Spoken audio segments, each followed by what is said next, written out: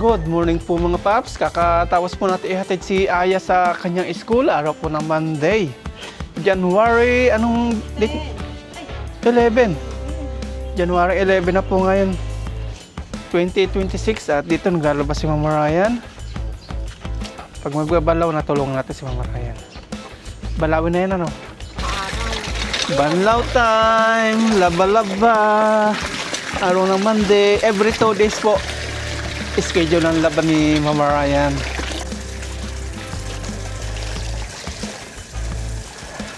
Nakalang siya ay 550. Kakaawa po yung mga bata ngayon. Maligo.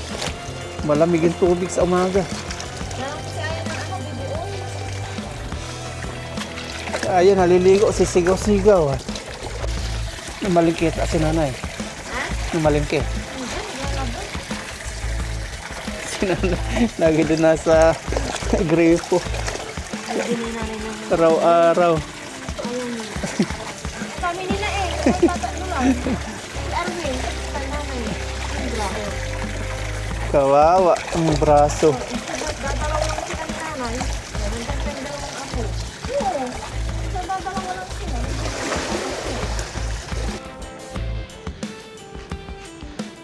Sampay naman po tayo. Tuyo agad to, mainit ng panahon. Tapos na po kami maglaban ni Mama Ryan. Naisampay na rin. Ayan. Tapos ngayon, naka-helmet po tayo. Saka si Mama Ryan, punta po kami ng palengke. Mamalengke po kami. 7:55 po ng umaga. Ang bilis po nung ating nadagdag agad. 499 kilometers agad na takbo natin. Samantalang ano pa lang to, 1 week. Yan, tara po, ride na tayo. Kasama si Mama Ryan, punta ng palengke.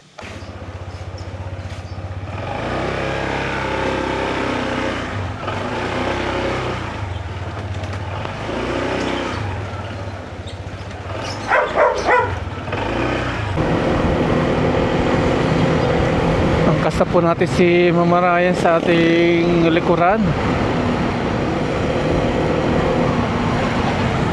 Punta na po kami ng palengke.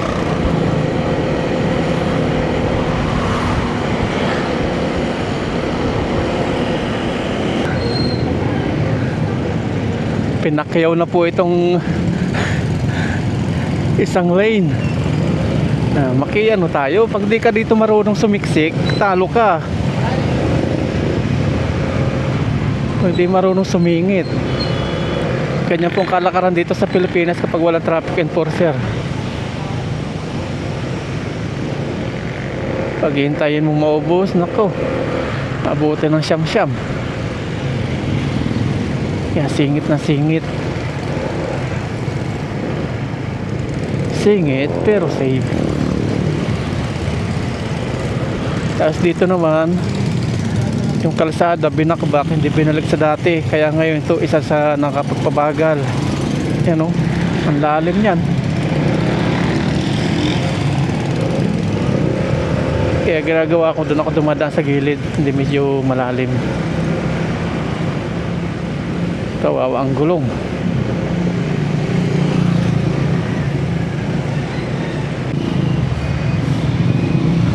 Tapos na yung Christmas oh. Merry Christmas pa rin dito sa Malasik eh.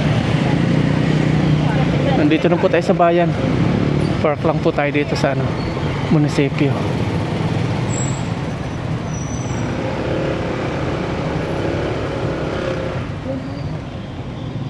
Pwede na no.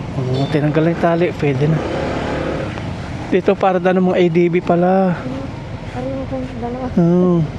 Baka mamaya yan ang kasan mo ha. Nandito na po tayo sa bayan mga paps. Mamalengke na po kami. Ayan lang yung palengke oh. Dahil mga tricycle talaga dito sa sa bayan. May ano pa tayo doon? Bangus. Labong, gusto nyo labong? Yeah, tilapia oh. Tilapia. Magkano po kilo tilapia? 140 na sa inyo. 140. Buhay na buhay. Buhay na buhay. Ano yung galunggong nyo, te? Banyera ba yan? Hindi, frozen pa. Wala ata sila ditong banyera. Wala pang banyera. Ang banyera sa ano pa? Dagupan. March. March. March. Oh. March pa. Sayad. Thank you. 1 kilo. 1 kilo, te. Di 130? Ang kurti ng madam. Yung good size lang, te, para malinaw mo naman. Ay, ito, ito, ito. Ganyan. 1 kilo lang po. Tapos, Wala. ito na lang. 1 kilo lang. Wala po Para wala nang kuskus. Bangis. Wala niyo pa ba? Kapalinis. Tapos, sariwang pusit. Pusit. Paborito ni Aya. Magkano kilo ganito? 140 kalahati. Wala nata ba yan? Bali 280. 280 isang kilo. Marami na rin yun. Yan ang kabayo. Ah. Regular ang kabalag. Ano ngayon? Ikaw, pusit tayo. Paborito ni Aya yan. Vilma, mga 340. Magkano 340? 140, 70, 210. 100 na lang. Nakapamalingki na po kami sa isda ni Mama Ryan. Ayan. Gumagalaw-galaw pa po yung tilapia dito. Pero nalinisan na to. Pasok naman tayo punta po ng karnihan. Dito kay Suki.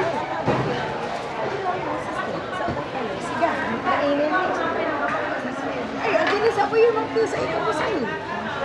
Simula po nung December 29. Simula po December 29. Ngayon lang ulit kami nakapunta dito. Hindi, nagpunta na kami ni Ayan. Ay, kayo pala ni Aya, no? Ako lang pala. Bili ka na. Ilan eh? Kung sa sila na yan. Kasi, ha?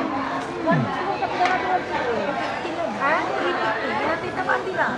Ito, pang sisig, oh. O, sige mamaya, unang dyan, aro, 360. Magsisig po tayo bukas.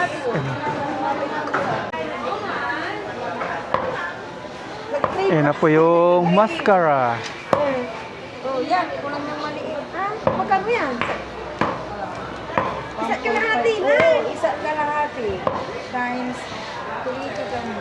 Sige, tawag. 420. Tapos yun ay. Lasang. Ilan na 400 na lang. Ilan? 350 lang. 770. 700 na lang daw. Grabe tamahon, no? Wala ka nga ipapatanggal dyan kung magtatrabaho, di ba? Hindi, malinis na ito. Malinis na. Oo, malinis na yun. Yung 2,000, parang 200 na lang. Wala na. Chicken naman po.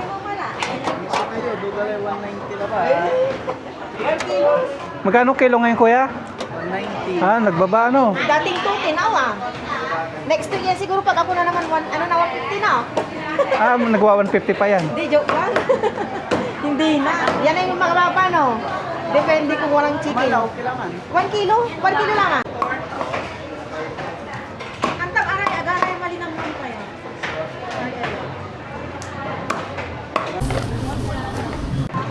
Nalala mo si nanay. 30. Carrot. 30. Ah, 1 part. Hindi, 30 okay na to. Magkano kilo ng carrot? 80 po isang kilo. Ah, murang. 25 na lang 1 part after. Mura ngayon yung carrot. 80 po yung kilo niya. Tapos dito si nanay, busy magdampot ng okra.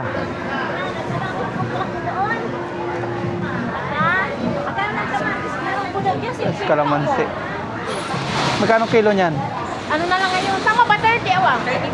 35. 35 kilo. 40 sana. Ah, mura. Nagmura na po yung kalamansi. Yung ano yata mahal ngayon, sili.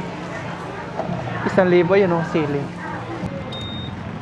Okay na po, nandito na po tayo mga papsa kay Lucky.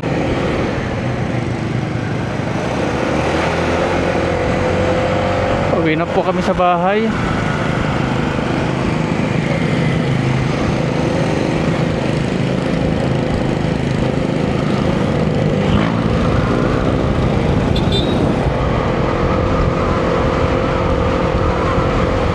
Nandito na po kami ni Mama Ryan mga paps sa bahay at ito na po yung mga pinamalingki namin. Yan, carrots, tapos yung kalamansi. Magsisig po tayo bukas kaya may kalamansing binili po kami.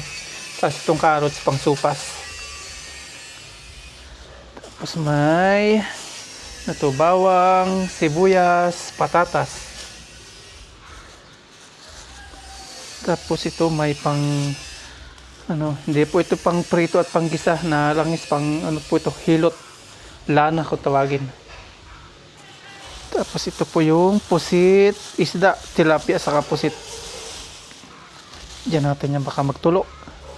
Tapos ito po yung pork, yung pang sinigang, saka pang sisig, maskara. Tapos ito naman yung ano naman to, chicken. Tapos ito naman yung ano naman to, kakanin, yan, merienda po.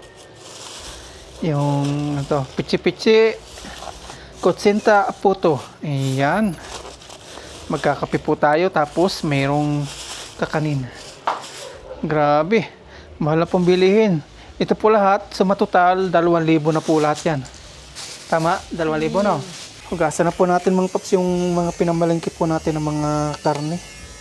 Tapos ilalagay po sa rep, pang stock. Tapos itong mga to, hugasan po natin para di po tayo mamaho at langawin. Mga dugo-dugo. Ito po yung paborito na langaw. Yung may mga dugo-dugo.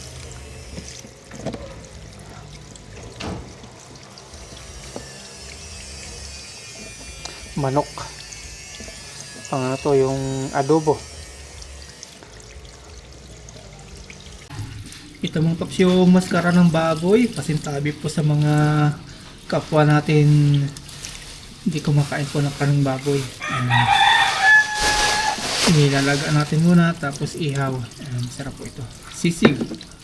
Pero bublutots po natin may mga ano pa siya balabalahin. Ito naman po yung talapia. 140 ang kilo. Ilang piraso to? 4. 140.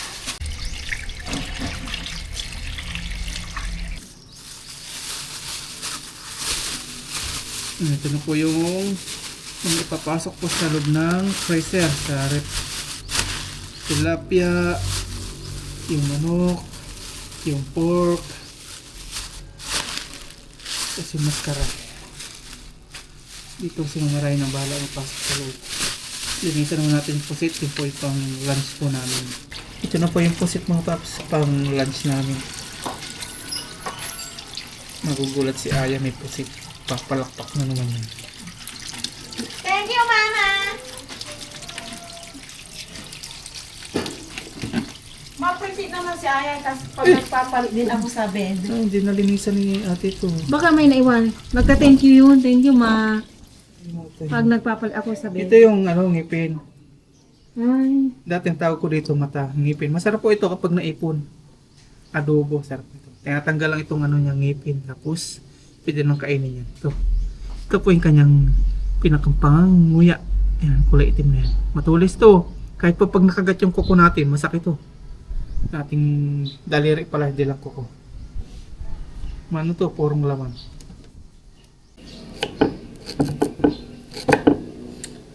Tayo po yung magluluto ngayon mga taps. Adobong puset.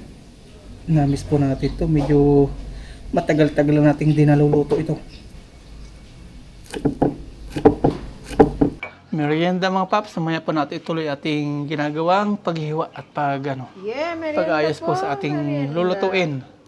Alas 10 na po ng umaga.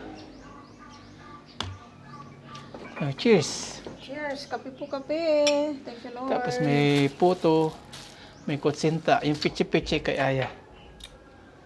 Tinira ni Papa lang yung pipi-pipi. Tingnan mo ito, oh, May nag-comment daw na wala daw yung tattoo ko. ang itim-itim mo na kasi. Oo. Hindi po naglo-lotion si Papa Ryan. Wala din po siyang sunscreen. Pero nagbili na ulit ako ng sunscreen. Ang sarap mag-ride. Dati nagsa-sunscreen to, tinamad na nga lang nung... Pag mainit din po kasi sticky siya. Sabi ko, Mainit sa mukha. magpulbo. Oo. After noon, tapos nakatuto kasi electric fan. Hindi ko mapuksan naman. Ito, kaya mo? Mainit. Ano siya? Ngayon, malaki na yung binili ko. Good for, ano na yun, siguro 6 months. Tag-isa po kami ni Papa Ryan.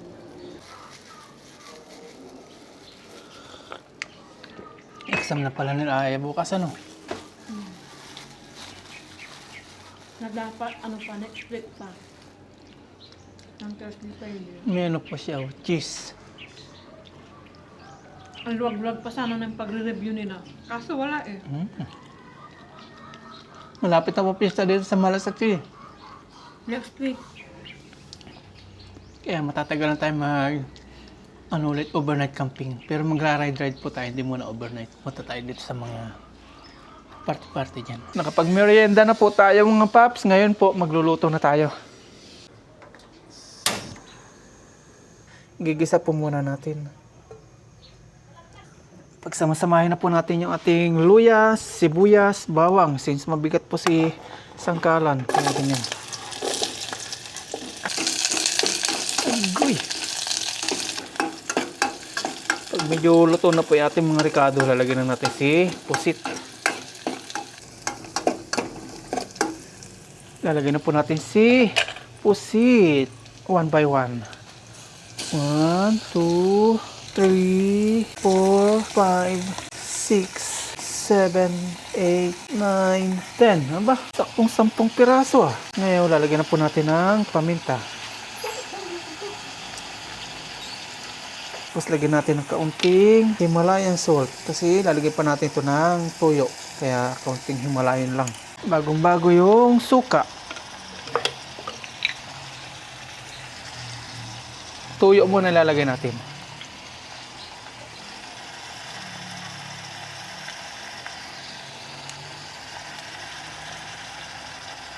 Okay. Pag medyo luto na po, saka po natin lalagay ating suka. Masarap din to gawing ginataang pusit. Takpan lang po natin.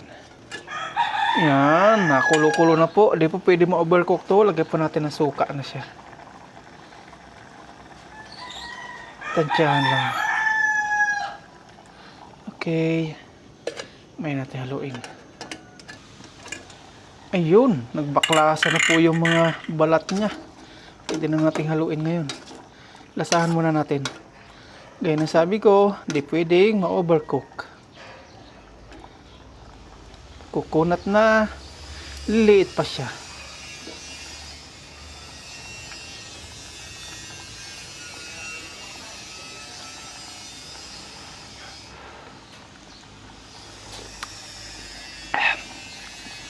Pwede na po. Okay na to.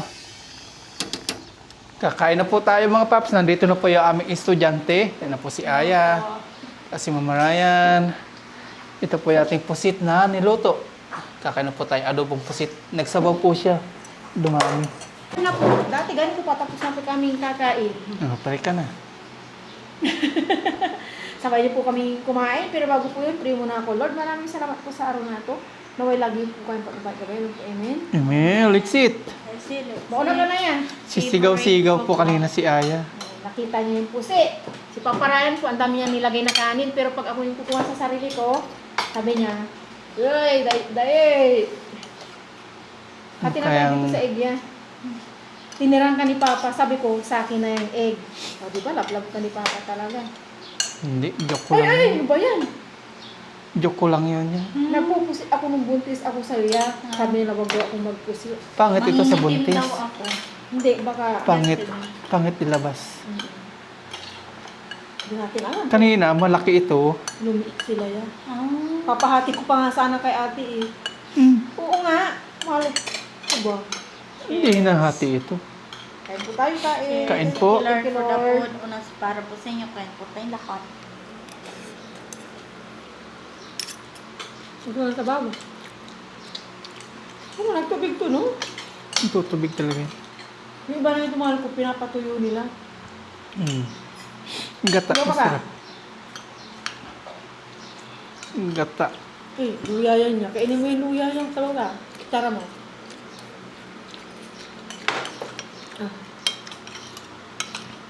Ilan to? 3/4? Magkano? Ano? To...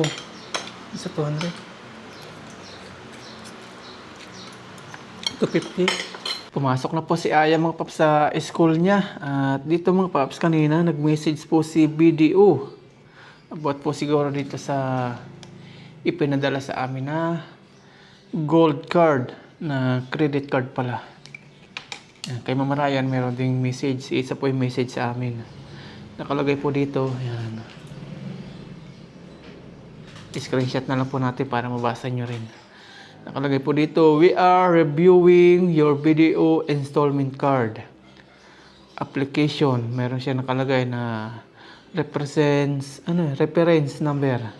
Nakalagay dito, a BDO officer may contact you within 2 banking days as part of our evaluation process.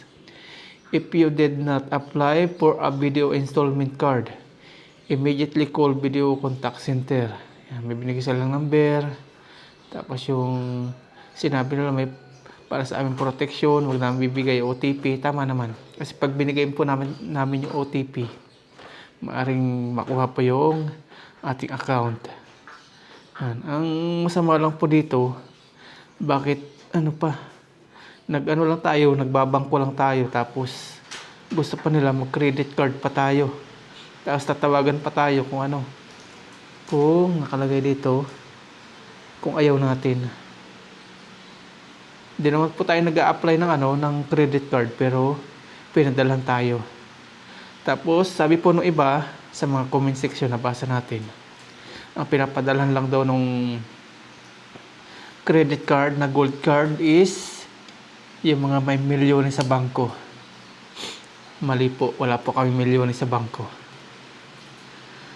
Pero meron po kaming tig-isang account, yun lang po. Si Mama Ryan, si Aya, nag-ipon po tayo nung nasa abroad tayo. Since nag-retire na po tayo bilang OFW. Yan, unti-unti nakakapag-save pa rin tayo. Tingin po tayo sa Google. Yung mga mga requirements about sa credit card. Dito sa gold card. Search tayo. Ito, may lumabas na. Nakalagay dito, screenshot ulit natin. To get a BDO gold credit card, you generally need to be 21 to 60 years old. Pasok po tayo doon kasi tayo, malapit na po tayo mag 40 years old. Sa ngayon, 38 years old na po ako. Si Marayan, ganun din, malapit na mag 40. A Filipino citizen or resident foreigner. Pwede daw yung mga tulad ko, Filipino citizen, tapos yung mga foreigner na residente po dito sa Pilipinas. And have a minimum gross monthly income of 33,000 for most gold cards like BDO Visa, Gold or Mastercard. Meron po tayo nito yung Mastercard. Pero yung monthly na income is 33,000, wala po tayo nun. Di po tayo nag-apply, paano tayo pinadala ng gold card. Pero nakalagay po dito, requirements nila is 33,000 po yung monthly income daw. Wala po tayo sinusulat na na may monthly income tayo na 33,000. Required documents include a valid government ID. Wala na tayo binibigay na ng mga paps, ng mga valid ID sa kanila, pero pinadala pa rin tayo ng gold card. May mga binigay pa silang sample like PELSIS, hindi ko alam itong PELSIS na to. PELSIS ID or passport and proof of income. Yung katibayan na sumasahod po tayo na 33,000 daw sa buwan-buwan. Such as your latest income tax return o ITR and payslip, employment certificate. Wala naman tayong employment na kasi jobless na po tayo. Tapos ito, nakalagay pa, yan, payslip, employment certificate with specific requirements, varying, excuse me po, varying slightly for employed and self-employed applicants, notes, BDO and BDO. Pagtataka lang pa tayo pinadalan. Tapos yung pinipilit pa tayo dito, nag-message pa sila sa email na atin daw i-activate yung card. Kaya nga tayo nag-save doon sa bangko para hindi tayo magka-utang-utang. Tapos ang gusto nila, mangutang tayo.